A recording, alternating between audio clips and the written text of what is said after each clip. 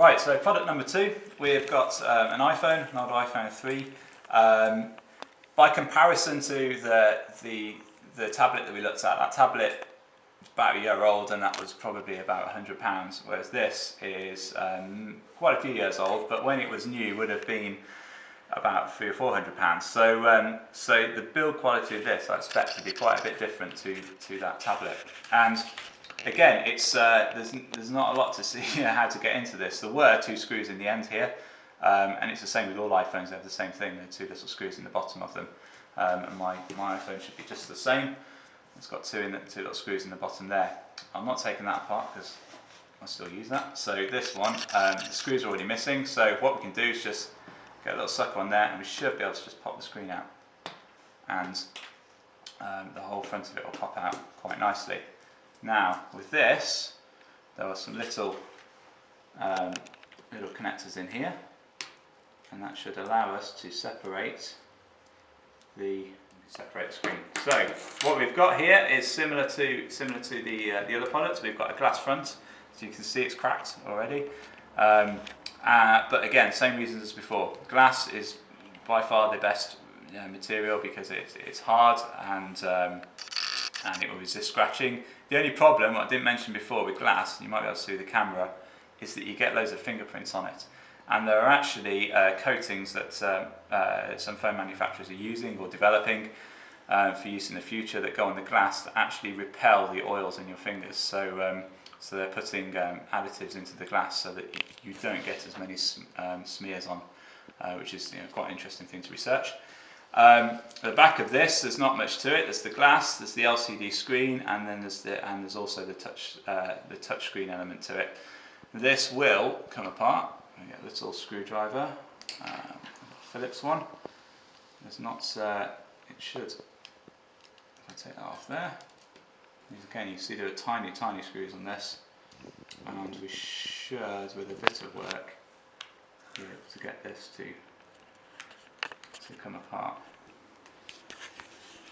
Now Apple and other phone manufacturers actually use more screws in these sorts of products because they can then be serviced.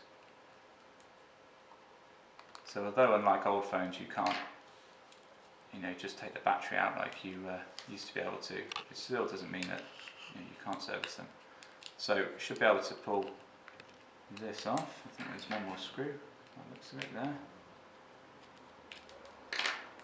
and then that pulls apart. So there we've got LCD screen and touchscreen element and a little connector to connect that up to the rest of the phone. Again, they use ribbon cable.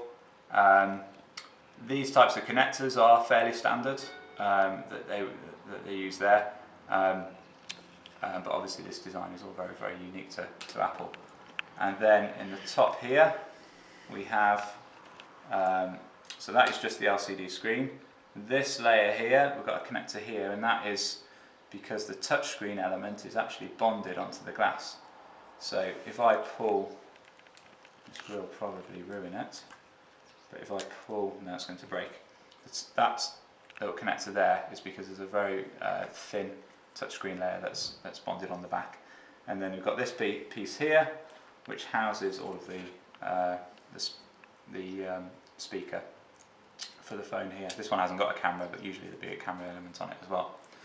And then you've got a home button here, and all that is really simple. There are 2 little contacts there, just like you would have on a normal push to make switch, and they then contact with the circuit board here on the other part of the phone.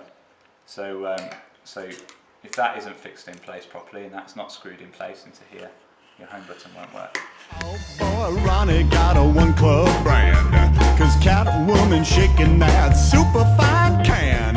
Oh boy. We have got quite a few different bits on this. If we just pop these little connectors off here, you see Apple even label it up because they know people will work on these. So they label it up to assist their engineers, which is actually quite a good manufacturing technique, so that when you take it to an Apple guru at the Apple shop, they will know what instructions they need to follow to fix your phone. So here we've got a camera, which I don't think will quite come out as it is there at the moment. Give the dog a bone.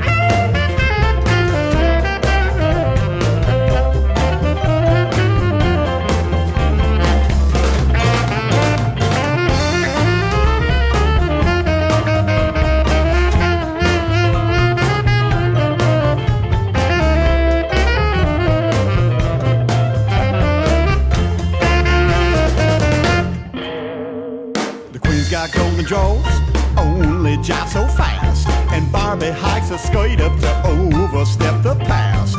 Princess furious cause a man can't last, but then the pigs broke in, the joint got gas. Place looks like your flights after the blast, but there ain't no jester, don't see no cast. No one left on side and flags out. The main phone. So that is the main printed circuit board for the phone, and to be honest, this is an iPhone 3, so it's pretty old. That is quite big. Modern iPhone 5, like this one here, the main circuit actually is about 1.5 centimeters wide and runs down the side of the phone. So that is quite big by comparison. Again, you've got your battery, and with this we've got a lithium-ion battery. Again, same reasons as before. You get a lot of power for a very small size, and that's the battery in the iPhone, which is not a lot at all. And then what you're left with after that is, this is the interesting bit, is the vibrate function on the phone. It's really simple, and it's the same on all phones. It's a tiny little motor with a off-center cam on it. So if you zoom in closely on that, you'll be able to see that little off-center cam there, and all that does is spins, and when it spins, because it's off-center, it vibrates, and that's your vibrate function. So this bit's the charging socket, and it's also got the microphone built into it. And then the last little bit that we've got here, we should pull out, is the headphone part. That should pop out. And then all you're left with is the rear casing, which is plastic. Again, I would say this is ABS. I think, because this has got a very shiny finish to it, and a very nice finish, I would hazard a guess that this is ABS with polycarbonate added into it.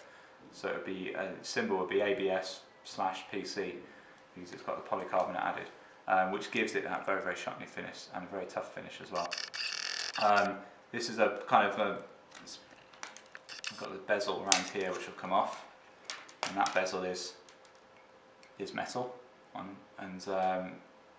it looks like it's a sort of chrome plated. I know the more modern iPhones have a sort of aluminium chassis to them, and then they have glass front and backs. So with this plastic one here, you can still see, you've got a lot of bits built into it, a lot of bosses built in, and with this one they've even put brass inserts in. So those brass inserts are so that you can screw these elements down quite securely, and those brass inserts would have been glued in place. Manufacturing wise though, that is quite a big process, quite involved to put those in.